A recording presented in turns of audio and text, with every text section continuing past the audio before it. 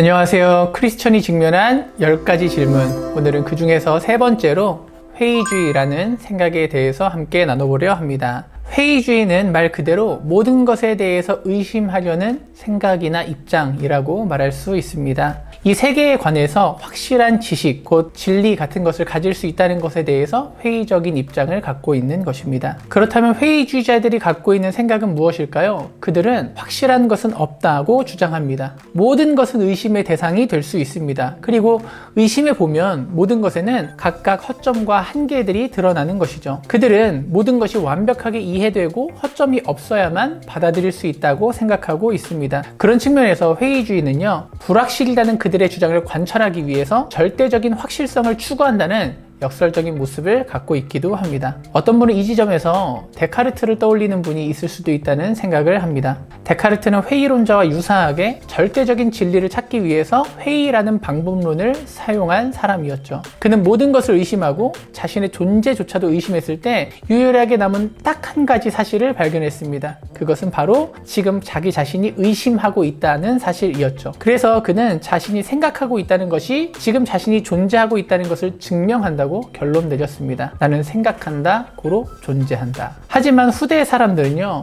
이런 데카르트의 사상마저도 한계가 있다는 것을 찾아내었습니다. 어떤 사람은 그가 사용하고 있는 이성이 절대적일 수 없다고 비판했고, 어떤 사람은 그가 생각하지만 생각한다는 것이 그것이 존재한다는 것을 증명할 수는 없다고 비판했습니다. 생각의 주체가 자기 자신이라는 것도 한계가 있다면서 어떤 사람은 공격했고, 또 그가 갖고 있는 명제가 논리가 아니라 직관에 근거하고 있다는 것도 공격했습니다. 이렇게 회의라는 것을 극단적으로 사용한 데카르트의 주장마저도 비판점이 이렇게 많았다면 대체 회의주의가 절대적으로 확신할 수 있는 것은 무엇이 있을까요?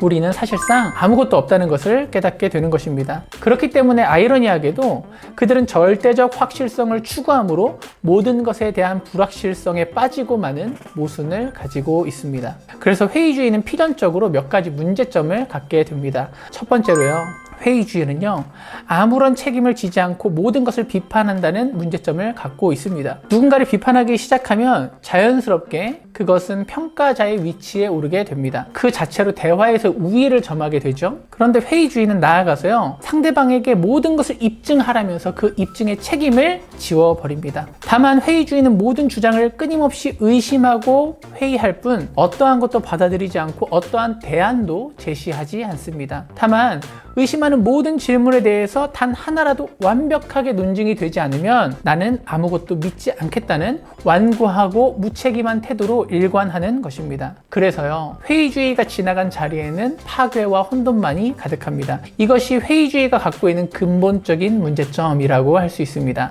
또한 두 번째로, 회의주의가 사람을 지배하게 되면 결국 나쁜 세상이 만들어진다는 것입니다. 왜 그럴까요? 회의주의는요, 실제로 우리의 삶에서 진실을 회피하거나 거짓을 감추는 도구로 악용되기가 쉽기 때문입니다.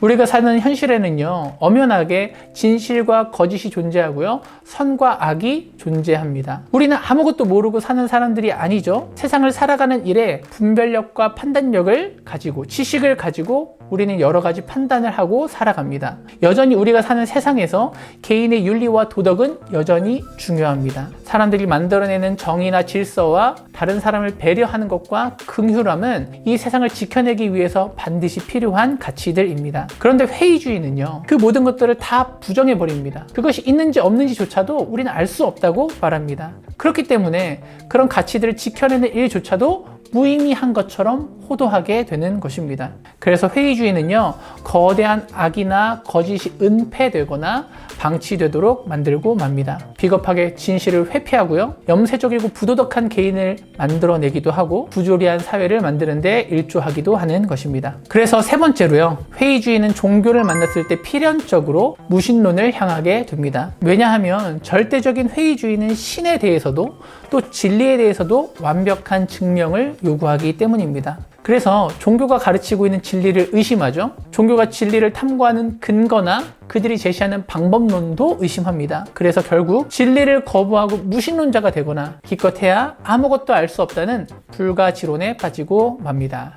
그렇다면 우리는 이런 회의주의에 대해서 어떻게 대처해야 할까요? 저는 첫째로 과격한 회의주의가 주장하고 있는 절대적인 확실성이 허구라는 것을 깨닫는 것이 중요하다고 생각합니다. 과격한 회의주의는요, 합리적으로 제시하고 있는 증거조차 거부하고 그 의심 너머의 증거를 또다시 요구합니다. 하지만 그런 것은 현실에 존재하지 않죠. 그런 것은요, 수학이나 논리학 정도에서만 가능할 거라는 생각을 합니다. 실제로 우리가 살아가는 세상을 보면 우리는 이런 사실을 금세 깨달을 수가 있어요. 왜냐하면 우리가 살아가는 세상에는 의심의 여지가 없는 완벽한 것이 존재하지 않기 때문입니다. 심지어 사람들이 거의 의심 없이 받아들이는 과학적 사실까지도 의심의 여지 없는 확실한 것은 아니죠.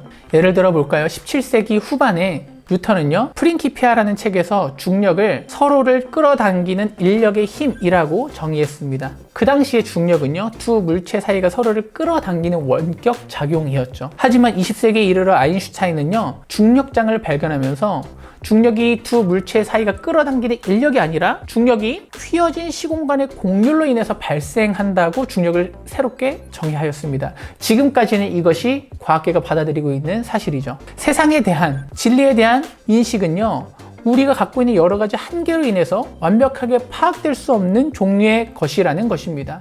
심지어 과학적 사실마저도 말이죠.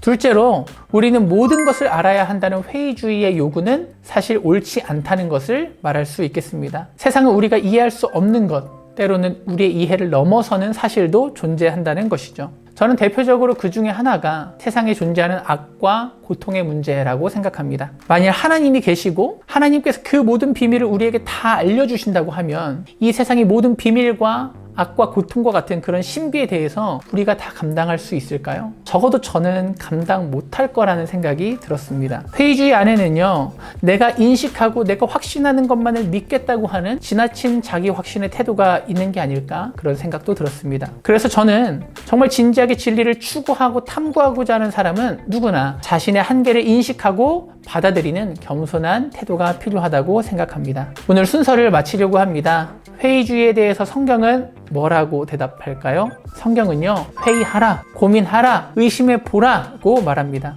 물론 이것은 극단적인 회의주의를 말하는 것은 아닙니다. 분별력을 갖고 합리적으로 의심할 수 있는 건전한 회의주의를 장려하고 있는 것입니다. 데살로니가 전서 5장 21절과 22절은요, 범사에 헤아려 좋은 것을 취하고 악은 어떤 모양이라도 버리라고 말합니다. 사도행전 17장을 보면 베레아 사람들은요, 하나님의 말씀을 들었을 때 그냥 맹목적으로 받아들인 것이 아니라 그것을 의심하고 질문하여 칭찬을 받기까지 했습니다. 이것이 그러한가 상고했을 때 그들의 믿음이 더 좋아졌다라고 말하는 것이죠. 성경은 이처럼 분별력을 강조합니다. 성경은 믿음이라는 명목으로 진리를 맹목적으로 받아들이는 지적인 게으름뱅이가 되어서는 안 된다고 말합니다. 합리적인 의심은요, 비판적인 사고의 필수적인 요소입니다. 우리는 의문을 품고 그것을 해결하는 과정을 통해서 외부에서 볼 때는 그 사람의 믿음이 없어 보이고 혼란스러워 보이지만 오히려 진리를 맹목적으로 받아들이는 것에서 주체적으로 진리를 이해하는 입장에 서게 되는 것입니다. 그렇게 연단된 신앙은요, 더욱더 오래 지속되고 더욱더 단단해집니다. 하나님께서 우리 모두가 분별력을 갖고 진리를 탐구하고 고민하며 성장하는 신앙을 갖기를 원하십니다. 그때 우리는요, 여전히 많은 한계와 약점을 갖고 있음에도 우리가 성경 안에서 하나님을 믿을 수 있는 충분한 근거를 찾을 수 있으며 그것이 이 세상을 이해하고 하나님을 이해하는데 충분한 근거가 된다는 것을 발견하게 될 것입니다. 그 안에서 우리는 흔들리지 않는 견고한 믿음으로 나아가게 되리라 믿습니다. 그런 믿음이 우리 모두의 믿음이 되기를 주님의 이름으로 축복합니다. 저는 다음 시간에 다른 주제로 다시 찾아뵙겠습니다. 여러분 안녕히 계세요.